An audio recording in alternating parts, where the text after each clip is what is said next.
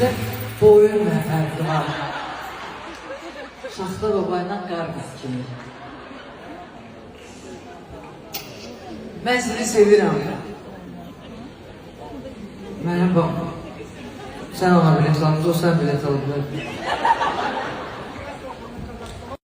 А я даю слово, что когда мне будет 10 лет, вот в студии 10 лет, сейчас 7 лет, на 10-летие вы приедете, я вас очень Sən mənim konsertlərimə gəlir, asırdan boş verir, qaldı orada.